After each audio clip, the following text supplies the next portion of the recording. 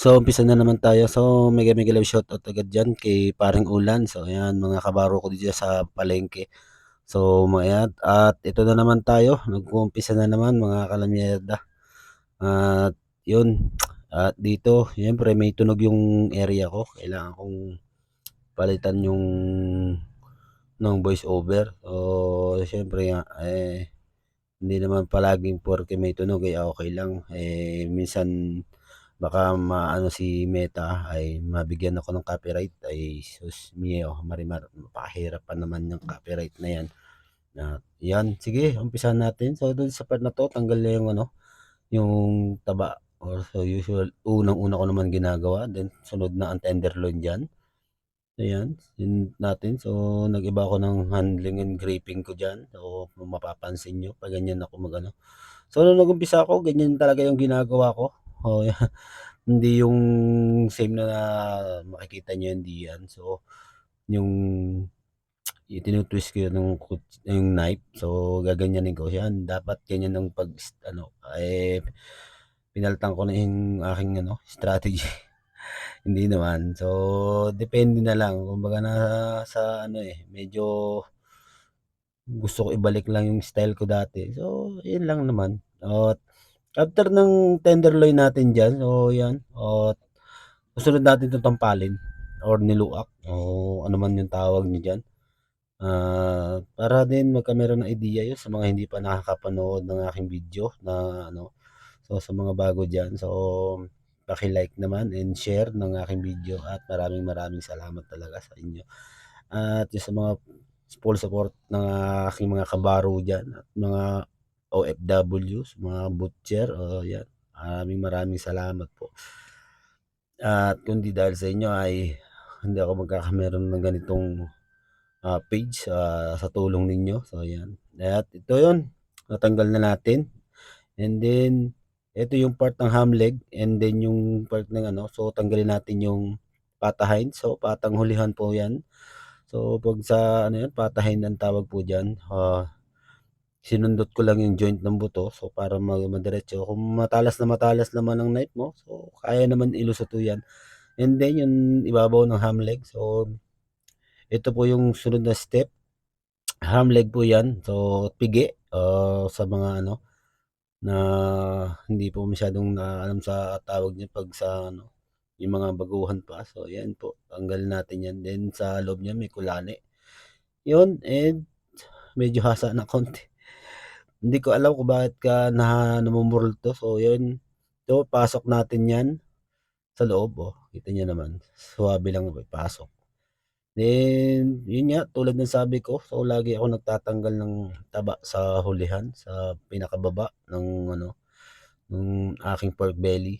Oo, kasi ganyan ang style sa'min. So, sa trade test nga tulad ng sabi ko, 'di naman ginaganyan 'yan. So, kasi masisira yung karne. Hindi naman kasi 'yan kasi 'pag binuksan mo sa ilalim 'yan, hihiwalay na 'yan kasi tinanggal mo na yung pinaka-ano sa ilalim, yung pinakataba. Ayun, so ito, punta tayo sa pata prawn. So hiniwalay ko ang ham leg, sa ano, sa ating joint ng belly at saka ng pork chop. So, sa 'yan, tanggalin natin 'tong ano, pata prawn. So 'yan, pagkatanggal ng pata prawn, so lipat naman tayo. So punta tayo sa ano, sa ulo ng baboy or ano, pig head, ayan. Tanggalin natin, may joint naman kasi 'yan. So lagi na po nating tatandaan, lagi po tayong sumunod dun sa joint. So kung mapapansin niyo lahat ng mostly ng mga butcher is sa joint talaga sila ano, kumukuha ng ano, dun yun yung masusunod mo, So depende na lang 'pag tumagal-tagal ka na magiging ano na sa'yo, masasanay ka na diyan sa ginagawa mo. And then yun, lieg, sa amin 'yan tinatanggal din namin 'yan, oh 'yan. Kasi, nakasanayan siguro dito 'yan sa bayan namin na tinatanggal yang ganyan.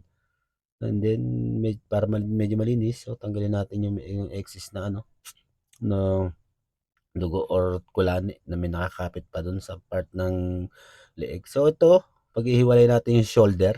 So yung shoulder yung paratang parteng kasim, so yan, yun yung shoulder and then yung matitira niyan is, ah, pork belly and then yung pork chop. So hihiwalay natin, yan. So nahiwalay na yan, yan. Kaya napaka-ano naman yung binibigay natin o binibigay kong idea or basic na information regarding dito sa pagbabaklas.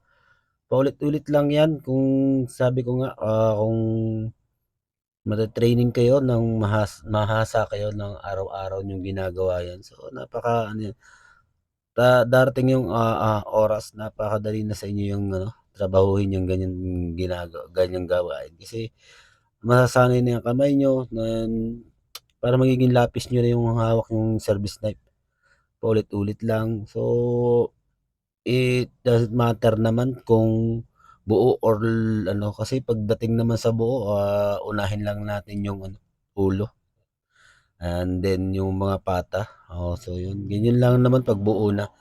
So pagdating naman 'pag nabigaan natin yun, na-split natin yung baboy sa gitna, yun pa rin yung process pa rin, mukha lang siyang ano, pero 'pag nahati mo, na-split mo na, paulit-ulit na lang yan. Yun, anyway ito nagtimbang tayo. Kasi yun yung anong ginagawa talaga dito. Kasi nga may kinukuhanan kami ng baboy, may sarili kaming supplier, then binabagsak na lang diyan, then titimbangin kasama kaharap niya para kita niya yung ano, yung baboy kung ilang kilo pumatak. So yan, yun talaga, oo. Baba natin yan and then ayusin natin yung, kiluhan, so para nakaayos yan at i-posisyon natin ng konti at para dire-diretso yung ano ko. 'Pag may okasyon, hindi na kasi puwede yung ano, ganyang galawan. So makikita rin niyo naman mag-a-upload din ako pagdating na may okasyon sa amin. Iba naman kasi ang galawan 'pag may okasyon na 'pag walang okasyon niya puwede yung pa ganyan-ganyan, banjing-banjing ka lang, para ka lang nag-aano, para ka lang namamasyal ba sa luneta. Hindi, gano'n talaga 'pag walang ano, hindi yung masyadong, matao kasi ang ano namin, ang bayan namin. Matao man, kaya lang bihirang-bihira 'pag may mga part ng summer, so 'yan dumadaming tao and then December, and then yung mga season na ano, ma ma nag, long weekend, so 'yan dumadami ang tao dito. So 'yan, balik ulit tayo at medyo umikot-ikot lang ako diyan at may nakalimutan ako, so binalikan ko uli, 'yan. So pork belly and then yung pork chop, so paghiwalayin natin, separate lang natin and then yun nga, tulad ng sabi ko ulit, itong paggamit ng itak or clever, so depende na yun sa momentum na umagsak ng inyong kamay. Kaya lang sa umpisa siyempre kaya pag-aralan niyo minsan yung laman, bagsak-bagsakan niyo ng paunti-unti, wag niyo naman lahatin at baka magalit naman yung pinagpraktisan niyo ng lahat yung laman ng tinda niya. Yan, sige, diretso lang. So yan, dun sumabit pa. Yun, at tanggalin natin 'tong ano, pork belly. Sunod natin 'tong ham leg, ayan.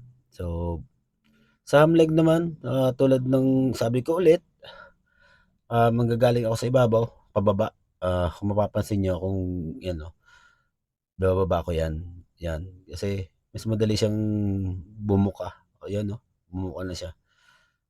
Unlike panggagaling ka sa top, pipilitin mong bukahin galing sa itaas, medyo ano, depende na lang sa inyo, mga ano, mga kalamyada. Kasi maraming mga butcher din gumagawa sa puro sa ibabaw. Siyempre kanya-kanyang diskarte 'yan, nirerespeto natin yung mga diskarte ng mga ating mga ka-butcher. Kanya-kanya tayo ng pamamaraan, eh, oo 'yan.